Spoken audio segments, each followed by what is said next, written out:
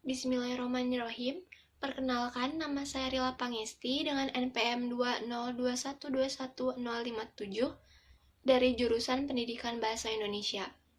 Di sini saya akan sedikit menceritakan novel yang berjudul Sengsara Membawa Nikmat, karya tulis Sutan Sati. Novel ini merupakan novel yang berasal dari angkatan Balai Pustaka. Novel ini menceritakan tentang Midun, sang protagonis, sedangkan Kacak, sang antagonis. Midun yang selalu rendah hati dan suka menolong, sedangkan Kacak selalu iri hati dan pendendam. Kebencian Kacak terhadap Midun perlahan membuat Midun sengsara. Tantangan pertama yang perlu dihadapi Midun, adanya orang gila yang bernama Pak Inuh yang mengamuk di pasar dengan membawa senjata tajam.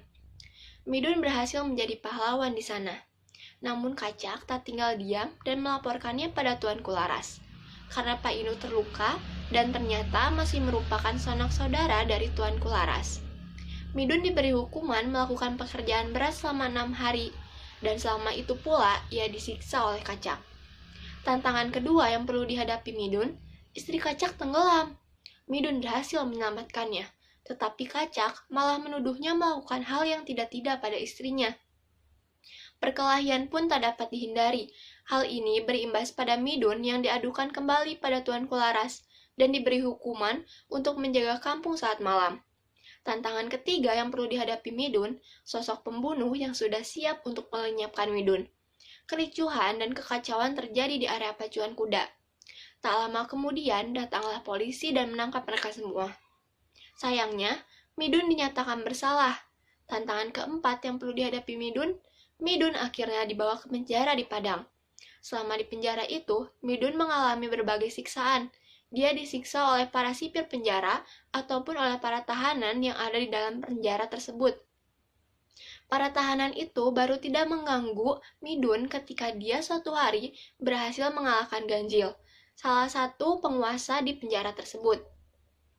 Setelah adanya protagonis pria, akan selalu ada yang namanya protagonis wanita. Nama gadis itu Halimah.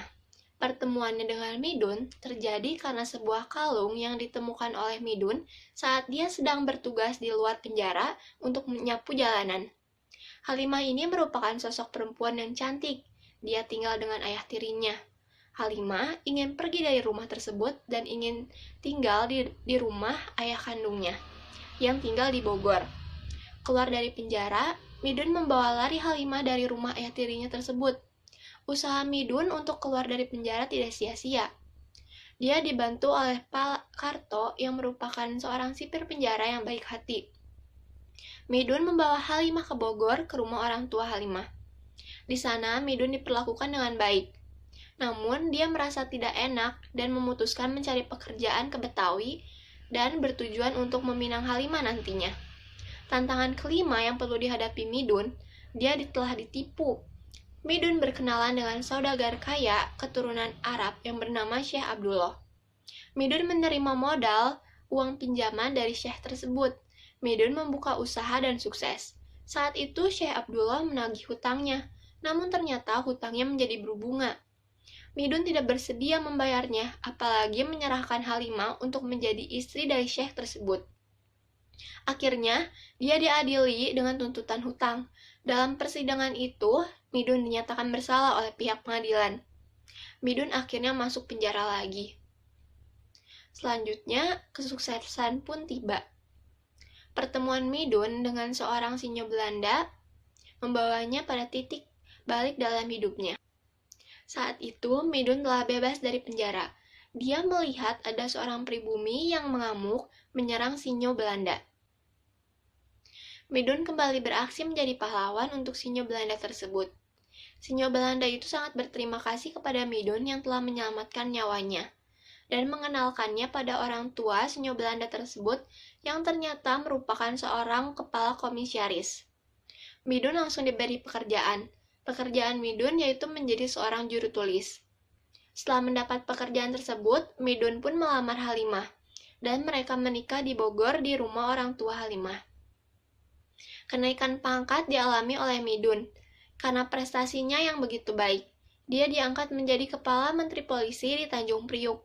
Dia langsung ditugaskan untuk menumpas para penyelundup di Medan. Midun bertemu adiknya di sana, yang bernama Manjau. Adiknya mengabarkan bahwa keluarganya di kampung hidup menderita. Oleh karena itu, Midun langsung minta ditugaskan kembali di kampung halamannya. Permintaan Midun pun langsung diterima oleh pimpinannya. Cerita ditutup dengan keadaan yang sudah berbalik. Kini Kacak harus mendekam di penjara karena tertangkap melakukan korupsi. Sedangkan kesengsaraan yang sudah dialami Midun selama ini berbuah hasil. Midun menikmati kehidupannya, berbahagia bersama istri dan seluruh keluarganya di kampung. Begitulah akhir dari novel tersebut. Sesuai dengan judulnya, Sengsara Membawa Nikmat. Kesengsaraan yang dihadapi Midun akhirnya berbuah hasil dan Midun bisa hidup berbahagia. Sekian, terima kasih sudah menyimak.